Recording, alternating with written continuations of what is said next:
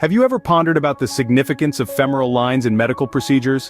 Maybe you have, maybe you haven't, but either way it's worth delving into. Femoral lines, commonly used in medical procedures, serve key roles that are often overlooked. They're like the unsung heroes of the medical world, providing vital access points for delivering medications, fluids, or even drawing blood. Think of them as highways, facilitating the fast and efficient transport of life-saving interventions directly into the patient's bloodstream. But their importance extends beyond this functional aspect. Femoral lines also play a crucial role in patient care and can substantially impact medical outcomes. For example, in critically ill patients, the prompt and accurate placement of a femoral line can literally mean the difference between life and death. So it's not just about sticking a line in a vein, it's about understanding the why, the how, and the when. Understanding the relevance of femoral lines is the first step towards mastering their usage in medical procedures. Now, it's time to dive into the step-by-step process of femoral line placement. The procedure begins with patient positioning. The patient is typically laid supine with their legs slightly apart. This relaxed position allows for optimal exposure of the femoral area, providing clear access for the procedure. It's critical to ensure the patient is comfortable, as any movement can disrupt the process. Next, the area is prepared. This involves cleaning the skin over the femoral triangle, an area bordered by the inguinal ligament, the sartorius muscle, and the adductor longus muscle. An iodine-based solution is commonly used for this purpose, as it has strong antiseptic properties. After cleaning, the area is draped with a sterile cover to maintain a clean field. Now onto the actual insertion of the line. For this we use a technique called the Seldinger technique. This involves the initial insertion of a needle into the femoral vein or artery, depending on the type of line being placed. The needle is inserted at an angle, typically around 45 degrees, directed towards the patient's umbilicus. The practitioner then withdraws the plunger, looking for a flash of blood, which indicates successful entry into the vessel. Once the needle is in the correct position, a guide wire is threaded through the needle and into the vessel. The needle is then carefully removed, leaving the guide wire in place. It's essential to hold on to the guide wire at all times to prevent it from accidentally slipping into the vessel.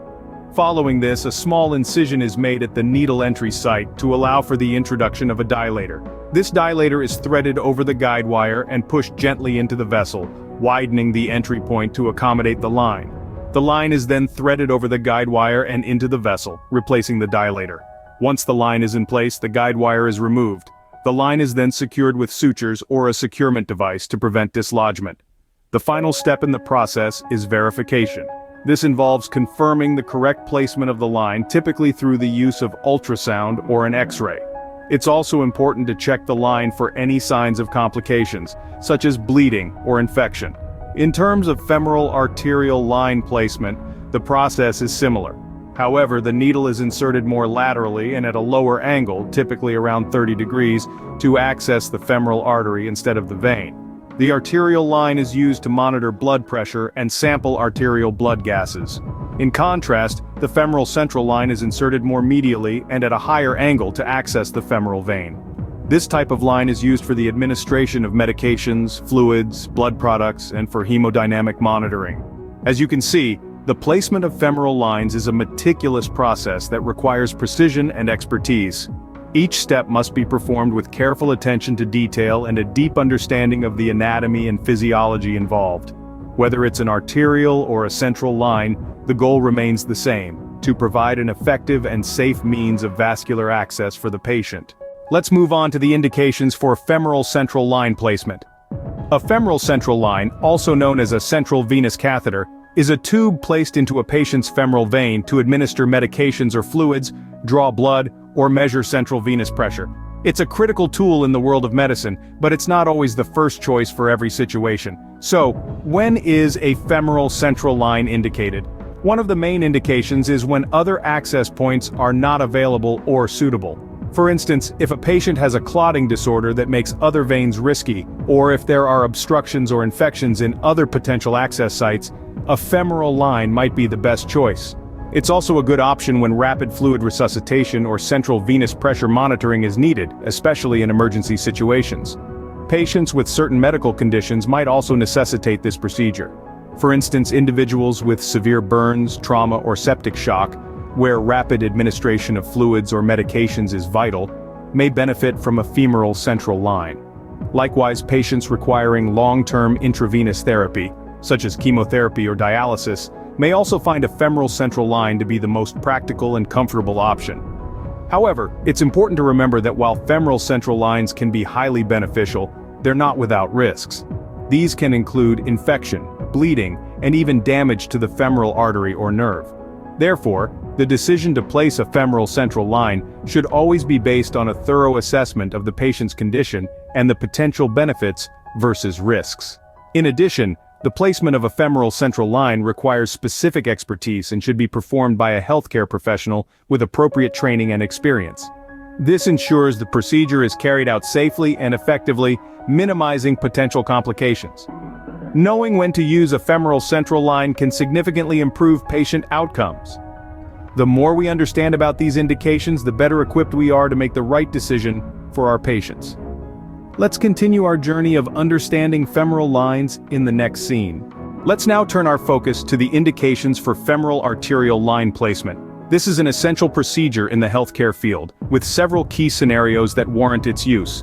Firstly, femoral arterial lines are often used for continuous blood pressure monitoring. They provide real-time, beat-to-beat blood pressure readings, which are incredibly valuable in critical care situations, such as during surgeries or in the intensive care unit.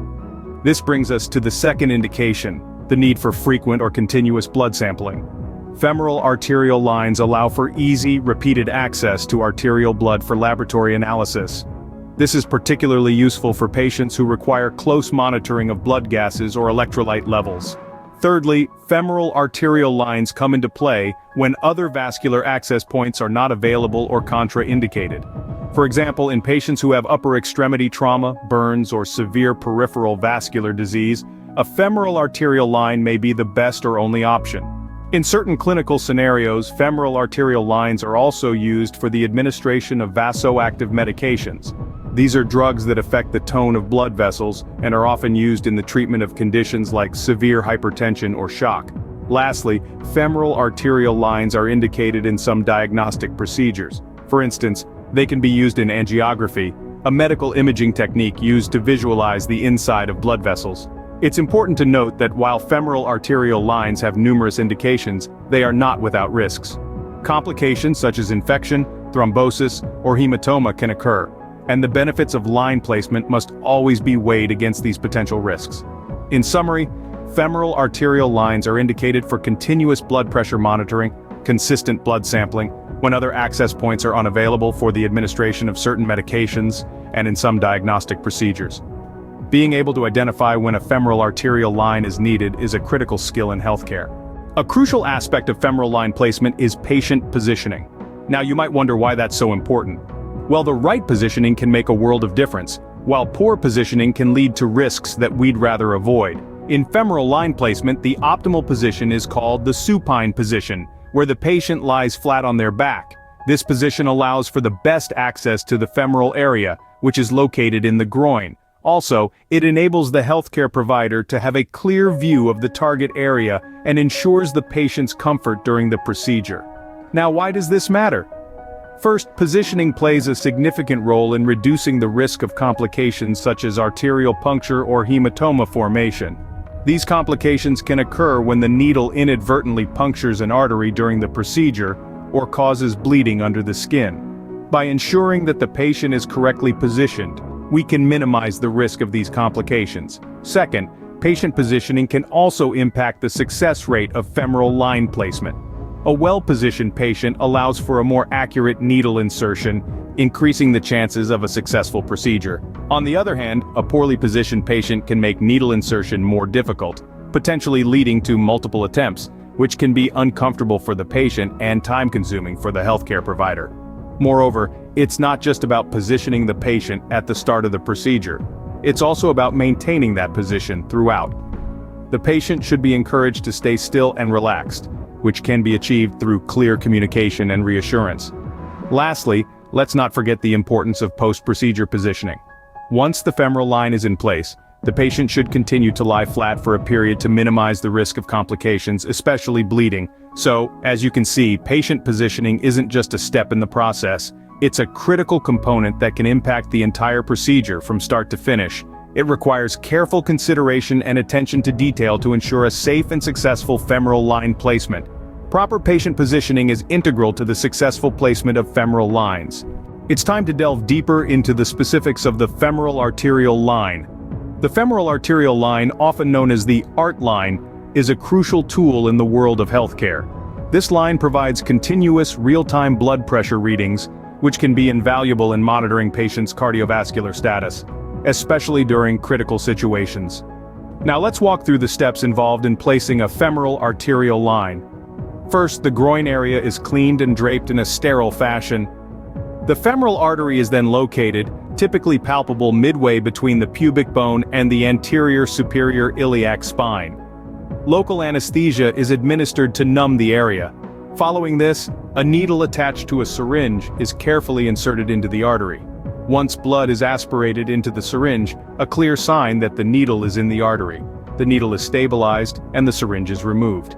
A guide wire is then threaded through the needle into the artery. Once the guide wire is in place, the needle is removed and a catheter is threaded over the wire into the artery. The guide wire is then removed, leaving the catheter in place. Like any medical procedure, the placement of a femoral arterial line is not without potential complications. These can range from minor issues like hematoma or bleeding at the puncture site, to more serious complications such as arterial occlusion or infection. In rare cases, there can be inadvertent puncture of the femoral vein or damage to the nerve. However, with proper technique and care, the benefits of femoral arterial lines far outweigh the potential risks. They provide an invaluable window into the patient's hemodynamic status, allowing for prompt detection and management of any changes.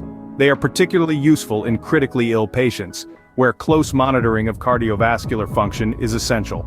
Understanding the femoral arterial line is key to its successful utilization in medical procedures. With a clear grasp of its function, placement steps, and potential complications, healthcare professionals can confidently employ this tool to monitor and manage patient health. Finally, let's explore the femoral central line. This vital instrument plays a significant role in healthcare, particularly in critical care settings. It's used for a variety of purposes, including the administration of fluids and medication, blood sampling, and monitoring of central venous pressure. Placing a femoral central line involves several steps. First, the patient's skin is cleaned and numbed with a local anesthetic. Then, using either the traditional landmark technique or ultrasound guidance, the femoral vein is located. A needle is inserted into the vein, followed by a wire over which a catheter is threaded. The catheter is then secured in place and a dressing applied to keep the site clean and sterile. Let's not overlook the potential complications.